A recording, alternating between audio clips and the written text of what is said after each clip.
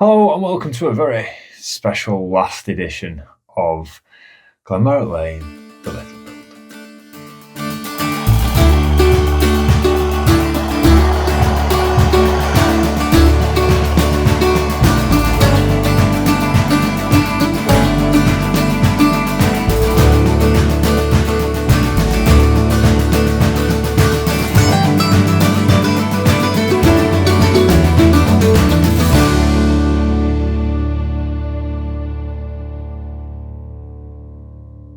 So, welcome to the last episode. I mean, there's not much more I can say other than we're pretty much done on the build. Final detail, bit of paint, that's all that's left. So, I think I'll take you through what we've done since the last little build, which was quite a while ago, so there's been some updates. As per usual, let's start down here. Now, as you can see, we have no canopies. We had a little accident and the nuclear bomb went off and they've been destroyed. No, I'm only kidding. We took them off because we're going to repaint the platforms. There's been a couple of things on the layout. The paint colours just haven't not gelled with us, I think is the best way to put it. And we've made a decision to repaint. There is some paint stripper, and it's not a stag do effort. It's definitely paint stripper that we're getting. That's going to remove the paint and we can repaint them with another colour. So they do look a bit weird. Just don't look. Yeah. Once that job's complete, that should be platforms done pretty much. I think we might stick a few more people on and a few more little bits and bats, but detail wise, we're going to fill them in a little bit more. But I think the biggest change at this end of the layout, which you can probably tell, is now ballasted. Now, the ballasting took us, I think we did it over 3 nights. We did it in sections as we completed the signalling. The signalling is the other one that's been done. I have done a separate building the video on the signalling and the reason why all the signals are there, and I've gone into a bit more detail, so I'm not going to bore you with that again. However, we have fitted quite a few signals on this layout now, and all the ground signals are now in. We're just waiting on one, which we will get round to fitting eventually. So yeah, the ballasting. We've used quite a fine ballast actually, and quite a dark colour. It was lighter when we laid it, but obviously with the PVA on top and that, with it be drying, it's gone a little darker.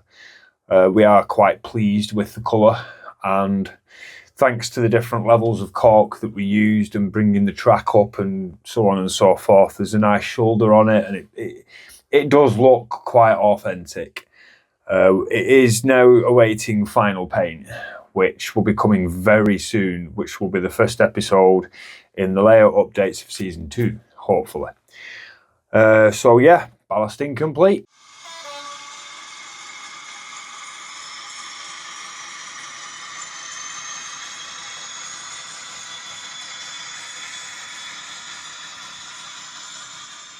The other big change down here is we've had a rethink about this section here, this access road here with the gates just here. As it was, we had the lights on the other side facing this way, and it was open to the track. So apart from the occasional lamppost, if you drove down this access road, you could have literally just stranded your car on the railway line, which would not have been a good call. So the decision was made to switch the lights over to the fence side and fit some armour core barrier. That's literally just been done, but it's not complete yet. We've still got the greenery to put down the inside of the fence here, and then all the way down here to make it look a bit more used and a bit more, let's just say, natural.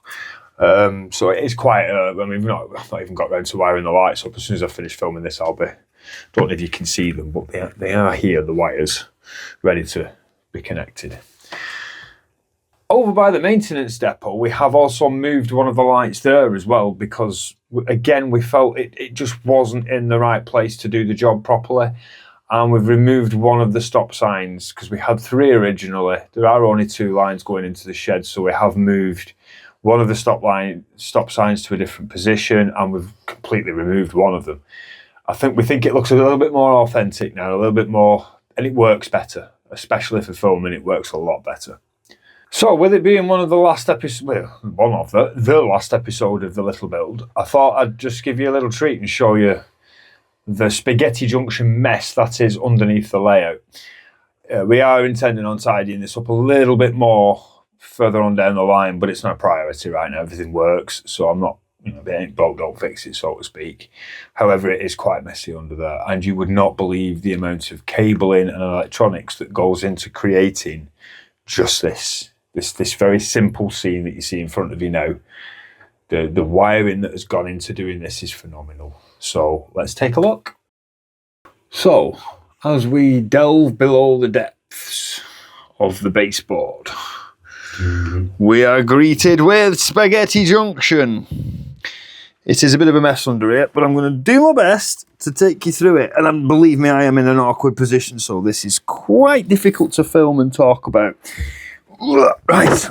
Ooh, don't break anything, Mark. Okay. Any dangly wires haven't been connected yet, obviously, because they are the outstanding signalling wires. We are waiting for a signalling controller before we can go any further. I'll show you the super duper signalling in a minute. So we have these here, these three here are pre-wired, ready to run to the controllers as and when we get them. That's another signal that we've had specially made. These are that's the platform canopy wire. Obviously the platforms are off at the moment. They're currently sat there, awaiting refitting once the platforms have been completed.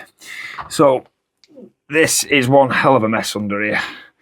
Like I said, I'm not overly satisfied with it, although as the engineer, so to speak, I actually know what all these wires do and I know where they go, so it's relatively straightforward for me to deal with them. A lot of these are for lighting, especially your friendly Glenmorach YD8116 switch, which is controlling the lighting. We're well aware of what these DCC concepts ADS 4SX. yeah, we've seen the outtakes, haven't we? So yeah, it's a bit of a mess under here, but like I said, it will be tidied up eventually. We are working on it. It is most certainly on the cards, but yeah, you can see just the level of amount of cabling and electronic equipment that is required to operate this layout is pretty substantial. We are, like I said, we do need to just nip and tuck some of these wires, give them a bit more direct routes, take out some of the slack so that it's a bit more neater. But other than that, there's not a great deal we can do. I mean, you can see the central bus, which is the black wire. Let me see if I can get my finger in.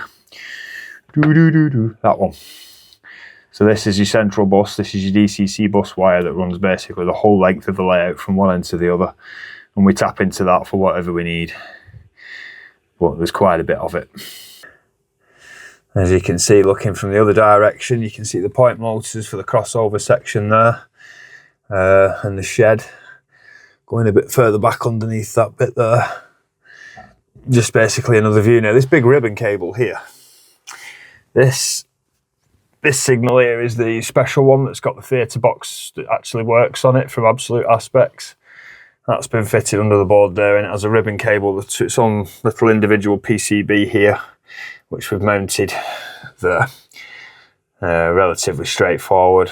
Wiring that up is going to be, well, quite easy, to be fair. I do like the way they've done this. It is very simple and very easy and quite elegant and neat, and you can see how everything's wired up.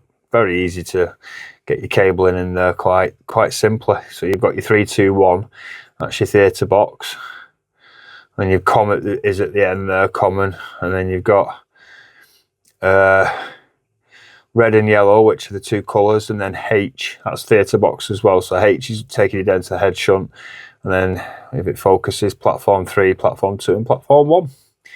So as and when we get our control unit, which we're planning on mounting there, all these cables that are hanging down here, and that cable there, and there's the ground signal cabling, which is over here, and there's some more ground signal cabling there, another light there, and a ground signal cable there. These will all be routed via some of these holes and clips and stuff.